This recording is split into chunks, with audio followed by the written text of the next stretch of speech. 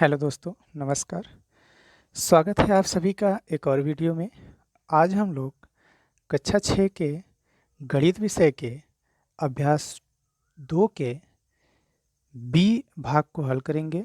हल करने से पहले हम लोग अभ्यास 2 के बी को हल करने के लिए किन किन महत्वपूर्ण नियम और सूत्रों का प्रयोग होगा उनके बारे में पढ़ेंगे। उसके बाद जो बीच में प्रयास किए जाएंगे उनको हम हल करेंगे और उसके बाद हम अभ्यास में पहुँचेंगे। क्योंकि अगर डायरेक्ट हम चैप्टर शुरू कर देंगे तो हालांकि चैप्टर शुरू है, सरल है, आप लगा लेंगे, लेकिन अगर नियम समझ में नहीं आएगा तो अगर क्वेश्चंस बदल दिए जाएं तो आपको समझ में नहीं आएगा। इसलिए हमारा नियमों को जानना बहुत ज़रूरी है। अगर आप नियमों और सूत्रों को समझ लेते हैं तो चैप्टर अपने आप कर लेंगे। ठीक है, तो चलिए देखते हैं। तो अभ्यास 2 भी है। सबसे पहले हम लोग महत्वपूर्ण नियम एवं सूत्र जानेंगे, उसके बाद प्रयास कीजिए करेंगे और उसके बाद अभ्यास कीजिए। ठीक है, तो चलिए देखते हैं हमें सबसे पहले इसमें पढ़ना क्या है। तो इस चैप्टर में हमें पूर्ण संख्याओं के बारे में पढ़ना है। तो सबसे पहला है कि पूर्ण संख्याओं पर संक्रियाएं और उनके गुणधर्म क्या क्या होते हैं। तो सबसे चीज़ पहला पढ़ना है कि पूर्ण संख्याओं में योग का प्रगुण क्या होता है, यानी पूर्ण संख्या में जो योग का नियम क्या होता है वो क्या होता है। तो हमें सबसे पहले इसमें पढ़ना है पहला नियम जो पूर्ण संख्याओं का हुआ है कि योग का संवरक प्रगुण। कौन सा प्रगुण? संवरक। इसका कहने का मतलब यह होता है कि अगर आप दो पूर्ण संख्याओं को, ध्यान दीजिएगा, कैसी संख्याओं को? पूर्ण संख्याओं को अगर जोड़ते हैं तो एक पूर्ण संख्या प्राप्त होती है कि नहीं होती है। अगर एक पूर्ण संख्या प्राप्त होती है यानी कि योग संवरक प्रगुण का पालन करता है। तो देखिए, योग का संवरक प्रगुण क्या होता है कि दो पूर्ण संख्याओं का योगफल सदैव पूर्ण संख्या होता है। यही पूर्ण संख्याओं के योग का संवरक प्रगुण है। तो हम कैसे जानेंगे? जैसे हम 5 + 7 करें तो हमें कितना मिलेगा? 12। 5 एक पूर्ण संख्या है, 7 भी एक पूर्ण संख्या है, और इसका हमने जब योगफल निकाला तो आया 12। 12 भी एक पूर्ण संख्या है। एक और उदाहरण लेकर देखते हैं। 3 एक पूर्ण संख्या है, 4 भी एक पूर्ण संख्या है। दोनों का योगफल निकाला हमने, आया कितना? 7। 7 भी एक पूर्ण संख्या है। आगे ले लेते हैं 0। 0 एक पूर्ण संख्या है। उसके बाद ले लेते हैं 3। 3 भी एक पूर्ण संख्या है। दोनों को जोड़े तो हमें कितना मिला? 3। और यह जो मिला यह 3 भी पूर्ण संख्या है। एक और उदाहरण ले लेते हैं। 3 भी एक पूर्ण संख्या है, 0 भी एक पूर्ण संख्या है, इनका योगफल आया 3, यह भी एक पूर्ण संख्या है। तो हमें क्या पता चला कि दो पूर्ण संख्याओं का योगफल सदैव एक पूर्ण संख्या होता है। यही पूर्ण संख्याओं के योग का संवरक प्रगुण है। आशा है अब समझ में आपको आ गया होगा कि योग का संवरक प्रगुण क्या होता है। तो योग का संवरक प्रगुण होता है कि दो पूर्ण संख्याओं का योगफल सदैव पूर्ण संख्या होता है। यह पूर्ण संख्याओं के योग का संवरक प्रगुण है। आशा है समझ में आ गया होगा आपको। ठीक है, चलिए। तो यह तो था पूर्ण संख्याओं के योग का संवरक प्रगुण। ठीक, लेकिन अगर यह भी आपको तब समझ में आएगा जब आपको पता रहेगा कि पूर्ण संख्याएं किसे कहते हैं। हालांकि अभ्यास 2 के ए में हमने पहले ही बता दिया था कि पूर्ण संख्याएं किसे कहते हैं। तो अगर आपने अभी वीडियो नहीं देखा है वह अभ्यास 2 के ए का तो उसको देख लीजिएगा। फिर भी आपको हम यहाँ पर बता देते हैं पूर्ण संख्या किसे कहते हैं। तो 0 यानी जो शून्य सहित प्राकृतिक संख्या के समूह को पूर्ण संख्या कहते हैं। प्राकृतिक संख्या शुरू होती थी हमारी 1, 2, 3, 4, 5 इस तरह से, और इसी में अगर हम शामिल कर ले 0 को तो यह अब हमारा क्या हो जाएगा? पूर्ण संख्या। तो पूर्ण संख्या किसे कहते हैं? शून्य सहित प्राकृतिक संख्या के समूह को पूर्ण संख्या कहते हैं। आशा है समझ में आ गया होगा पूर्ण संख्या किसे कहते हैं, प्राकृतिक संख्या किसे कहते हैं, और योग का संवरक प्रगुण क्या होता है। ठीक है, चलिए आगे बढ़ते हैं। आगे हमें पढ़ना है इसमें कि योग का क्रम विनिमेय प्रगुण क्या होता है। तो सबसे पहले इसका जो शब्दों का अर्थ है वही समझ लीजिए। क्रम विनिमेय का मतलब क्या होता है? क्रम का मतलब होता है एक सीरियल, ठीक है, और विनिमेय का मतलब होता है उल्टा। यानी कि अगर हम क्रम को उलट पलट दें फिर भी उस पर कोई फर्क ना पड़े तो इसका मतलब हो गया क्रम विनिमेय।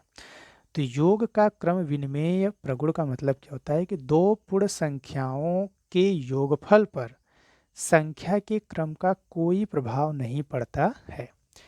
यानी कि क्रम पलटकर हम जोड़ दें फिर भी हमारा उत्तर समान आए तो इससे यह पता चलता है कि जो योगफल होता है वह क्रम विनिमय या नियम का पालन करता है। जैसे 5 में 0 जोड़ें कितना आ गया 5। अगर हम 0 में 5 जोड़े तब भी उत्तर कितना आएगा 5 ही आएगा। 3 में 5 जोड़े तो कितना आ गया 8। पहले 3 लिए थे बाद में 5 लिए थे, अगर हम पहले 5 ले लें बाद में 3 ले लें तब भी उत्तर कितना आएगा 8 ही आएगा। तो उत्तर बराबर आया कि नहीं आया, आया। तो यही है योग का क्रम विनिमेय प्रगुण यानी क्रम विनिमेय नियम। तो योगफल जो होता है वह क्रम विनिमेय नियम का पालन करता है। आशा है समझ में आ गया होगा। आगे बढ़ते हैं। अगला हमें जो नियम जानना है वह नियम है, इसी क्रम विनिमय को अगर नहीं समझ में आया तो थोड़ा और हम बता देते हैं। क्रम विनिमय अर्थात क्रम पलटने का नियम होता है। पूर्ण संख्याओं का ऐसा कोई भी युग्म प्राप्त नहीं किया जा सकता जिसमें संख्याओं के जोड़ने का क्रम बदलने पर योगफल भिन्न भिन्न प्राप्त हो। ऐसा कोई भी जोड़ा संभव नहीं है। जैसे एक और उदाहरण लेकर देख लेते हैं। 3 में 4 जोड़े तब भी आएगा 7, या 4 में 3 जोड़े तब भी आएगा 7। तो यही हमारा था क्रम विनिमय नियम। ठीक है, चलिए अब अगला है योग का तत्समक अवयव। इसको बड़े ध्यान से समझिएगा कि योग का तत्समक अवयव क्या होता है। तो ऐसी संख्या जिसको किसी संख्या में जोड़ने पर, ऐसी संख्या जिसको किसी संख्या में जोड़ने पर उसके मान में कोई परिवर्तन न हो, पहले जितना मान था उतना ही मान रहे, अगर हम उसमें कुछ जोड़े तो वह योग का तत्समक अवयव कहलाती है। अब आप सोचकर बताइए कि किसी संख्या में ऐसी कौन सी संख्या है जिसको जोड़े तो उसके मान में कोई परिवर्तन नहीं होता है। तो वह संख्या है हमारी क्या, शून्य। बस यही उत्तर है कि योग का तत्समक अवयव क्या होता है, शून्य होता है। तो अगर आपसे पूछा जाए योग का तत्समक अवयव क्या होता है तो योग का तत्समक अवयव क्या होता है, शून्य।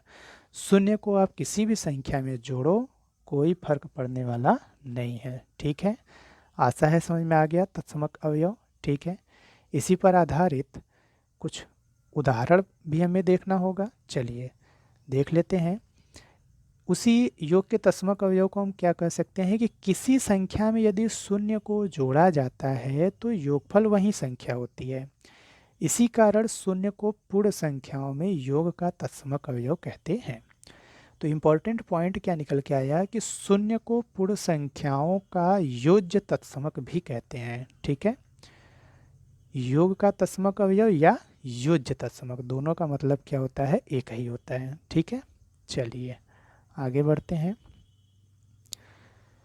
तो शून्य को पूर्ण संख्याओं का योज्य तत्समक कहते हैं। तो कैसे कहते हैं, अगर हम 0 में 0 जोड़े तो क्या आएगा 0, 0 में 1 जोड़े तो भी क्या आएगा 1, 0 में 3 जोड़े तब भी क्या आएगा 3, 5 में 0 जोड़े तब भी क्या आएगा 5। यानी अगर हम 0 जोड़ते हैं तो उसके मान में कोई परिवर्तन नहीं होता है, इसलिए शून्य को पूर्ण संख्याओं का योज्य तत्समक कहते हैं। ठीक है, चलिए आगे बढ़ते हैं। अगला नियम है योग का साहचर्य नियम। ठीक है, योग का साहचर्य नियम। तो साहचर्य नियम योग का क्या होता है कि 3 पूर्ण संख्याओं को क्रम में जोड़ते समय किन्हीं 2 पूर्ण संख्याओं का समूह पहले बना लेने से योगफल में अंतर नहीं पड़ता है। यह योग संक्रिया का साहचर्य प्रगुण है। जैसे 8, 4 और 9 का हमें योगफल निकालना है, तो चाहे हम पहले 8 और 4 को पहले जोड़ लें, जो उत्तर आए उसमें हम तीसरी संख्या को जोड़ लें, या अंतिम 2 को हम पहले जोड़ लेते, जो उत्तर आता उसमें पहली संख्या को जोड़ लेते। दोनों तरह से हमारा जो आंसर आता वह क्या आता, समान आता। तो यही है हमारा योग का साहचर्य प्रगुण। ठीक है, अगर शॉर्टकट में इसे समझना चाहें तो कैसे, जैसे हमारे पास ए बी सी 3 संख्याएं हैं, तीनों को जोड़ना चाहें तो हम पहले 2 संख्याओं को जोड़ लें ए और बी को आपस में, जो आए उसमें सी को जोड़ें, या अंतिम 2 को जोड़ने के बाद उसमें पहली संख्या जोड़ें। दोनों उत्तर हमारा क्या आएगा, समान आएगा। जैसे ऊपर है 8 + 4 + 9, 8 4 मिलके हो गया 12, 12 में 9 जोड़े तो कितना आ गया 21। या 4 और 9 को हम पहले जोड़ ले तो आ जाएगा 13, 13 में 8 जोड़े तो भी कितना आ गया 21। यही है हमारा साहचर्य नियम। ठीक है, चलिए अब पूर्ण संख्याओं पर घटाने का संवरक प्रगुण क्या होता है। अभी हमने योगफल का संवरक प्रगुण पढ़ा था, अब घटाने का संवरक प्रगुण क्या होता है। तो योगफल में तो हमने देखा था कि दो पूर्ण संख्याओं का जो योगफल था वह हमेशा एक पूर्ण संख्या ही प्राप्त हो रही थी। तो क्या घटाने में भी ऐसा होता है, चलिए देख लेते हैं। 8 में से 5 घटाया, 8 भी पूर्ण संख्या है, 5 भी पूर्ण संख्या है, उत्तर आ गया 3, 3 भी पूर्ण संख्या है। अब हम 5 में से 9 घटाते हैं, 5 पूर्ण संख्या है, 9 भी पूर्ण संख्या है, लेकिन हमें मिल गया -4। अब -4 तो हमारी पूर्ण संख्या नहीं है, यानी नियम का पालन इसने नहीं किया। एक और उदाहरण लेते हैं, 10 में से 0 घटाया, हमें मिल गया 10, 10 भी पूर्ण संख्या है, लेकिन 0 में से 7 घटाया तो हमारा आएगा -7। अब -7 तो पूर्ण संख्या नहीं है, तो इसका मतलब जो घटाना होता है वह संवरक प्रगुण नियम का पालन नहीं करता है। आशा है समझ में आ गया होगा। चलिए अब यहाँ से हमारा चैप्टर शुरू होता है। इसको बड़े आसानी से आप कर सकते हैं। पहला प्रश्न है कि संख्या रेखा पर अंकित योग तथ्यों को लिखिए। आपको फोटो दिया है किताब में, ठीक है। किस तरह से देखेंगे, तो आप देखेंगे 0 से कहाँ उठा कर ले गया है 4, तो पहला संख्या हमारा क्या मिल गया 4, 4 से फिर उठाकर कहाँ ले जाके गिराए हैं 9 पे, तो दूसरा संख्या अब यहाँ से देखेंगे कितना गया है 1 2 3 4 5, ठीक है। तो 4 यहाँ तक 4 लिख दिया हमने, 4 से फिर 9 तक गया है 5 खाना, तो 5 यहाँ तक। अब दोनों का योगफल कितना है, तो यहाँ से यह जोड़ लीजिए, कितना आया है 9, तो बराबर कितना हो गया 9। तो यह हमारा हो गया 4 + 5 बराबर 9। आशा है समझ में आ गया होगा। चलिए इसी प्रश्न का प्रश्न नंबर 2 का आपको उत्तर बताना है कि यह कितने कितने योगफल को दर्शाता है। तो 0 से उठा के कहाँ ले गए हैं 5 पे, तो पहली संख्या क्या हो गई 5, 5 से फिर उठा के ले गए हैं 11 पे, गिन लीजिए क्या खाना गया 6 7 8 9 10 11, तो 1 2 3 4 5 6, तो 6 यहाँ लिख दिया हमने। इन दोनों का योगफल, तो यहाँ से लेके यहाँ तक कितने आए 11, तो बराबर कितना आ गया 11। यह हमारा क्या हो गया उत्तर, ठीक है। चलिए प्रश्न नंबर 2 आता है, निम्नलिखित तथ्यों को संख्या रेखा पर दर्शाना है। उसी का उल्टा करना है कि आपको 5 + 4 को संख्या रेखा पर दर्शाना है। तो सबसे पहले आप एक संख्या रेखा इस तरह से खींच लेंगे, समान दूरियों पर 0 से शुरू करते हुए जहाँ तक ले जाना चाहें आप ले जा सकते हैं। तो हमने 9 तक ले गए हैं। पहले हमें 5 मात्रक दर्शाना है, 0 से उठाइए और 5 खाना गिन लीजिए, 1 2 3 4 5। तो 0 से उठा के इस तरह से 5 पे लाके पटक दीजिए। अब इसमें 4 और जोड़ना है, तो यहाँ से गिन लीजिए 1 2 3 4। तो 5 से उठाइए और कहाँ लेके चले जाइए 4 खाना और 9 तक जाएगा, ठीक है। अब हमें योगफल चाहिए, तो यह पूरा खाना कितना हुआ वह गिन लीजिए, यहाँ से ले करके यहाँ तक, तो कुल कितने खाने हैं 9। तो हमारा उत्तर कितना आ गया 5 + 4 बराबर 9, और यह संख्या रेखा पर दर्शा गया। आशा है समझ में आ गया होगा। चलिए अगला प्रश्न हमें दर्शाना है 0 + 5 = 5। तो पहले इस तरह से एक संख्या रेखा खींच लेंगे, 0 से ले जाके जहाँ तक ले जाना चाहें आप उस तरह से ले जाइए। हमें पहले 0 ही ले जाना है, तो 0 तो हमारा यही है। अब इसमें 5 जोड़ना है, तो गिन लीजिए 1 2 3 4 5। अब इसको मिला दीजिए 0 से 5, कितना आ गया 5, हो गया यह सॉल्व। चलिए एक और सवाल है जो कि दर्शाना है आपको 2 + 3 + 4 कितना होगा। तो पहले एक संख्या रेखा इस तरह से खींच लेंगे, समान दूरी पर मान लिख लेंगे। पहले 2 मात्रक है, 0 से 2 खाना उठाइए, 1 खाना 2 खाना, यहाँ पे पहुँच गए। फिर 3 खाना है, 3 मात्रक, तो 1 2 3 5 भी पहुँच गए। फिर इसमें 4 जोड़ना है, तो 1 2 3 4 9 पे, तो यह हो गया हमारा 2 2 से 3 और 3 से 4, पूरा जोड़ेंगे तो कितना आ जाएगा 9। बस यही हमारा हल हो गया, ठीक है। चलिए प्रश्न नंबर 3 में आपको रिक्त स्थानों की पूर्ति करना है। अगर आपने नियम पढ़ लिया है तो आप इसे बड़े आराम से कर सकते हैं। पहला है जैसे 345 प्लस 789 बराबर खाली स्थान दिया था और प्लस करके किया था 345। तो आप देखेंगे 345 इधर भी है और 345 इधर भी है, इधर आगे था पहले और इधर बाद में है। तो यहाँ पर क्या बदला है, केवल क्रम बदला है, तो यहाँ पर क्या आना चाहिए, वही संख्या जो इधर छूटा था। तो क्या भरा जाएगा 789। और यह किस नियम से हुआ, योग के क्रम विनिमेय नियम से। अगला है 2880 प्लस 0 बराबर खाली स्थान, तो कितना भरा जाएगा। तो हमने पढ़ा था योज्य का तत्समक अवयव में कि जीरो में कोई भी संख्या जोड़े या जीरो को किसी संख्या में जोड़े वही संख्या प्राप्त होती है।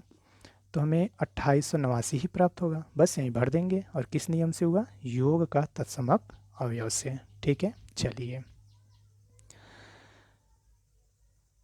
इसी में एक और प्रश्न था। ठीक है, यहाँ पे 3 संख्याएं थी और इधर भी 3 जगह था लेकिन एक जगह खाली स्थान था। आपको खाली स्थान में बताना था क्या भरना है। ध्यान से देखेंगे तो इधर पहले 2 संख्याओं को पहले लिया था, इधर अंतिम 2 संख्याओं को पहले लिया था। तो यह तो हमारा साहचर्य नियम था। साहचर्य नियम में हमें पढ़ा था कि a प्लस बी प्लस सी है, तो चाहे आप a प्लस बी को पहले ले लीजिए या आप b प्लस सी को पहले ले लीजिए, दोनों उत्तर क्या आएगा, सेम आएगा। तो बस 234 छूटा था तो उसको यहाँ पे भर देंगे। और यह हमारा किस नियम से हुआ, योग के साहचर्य नियम से।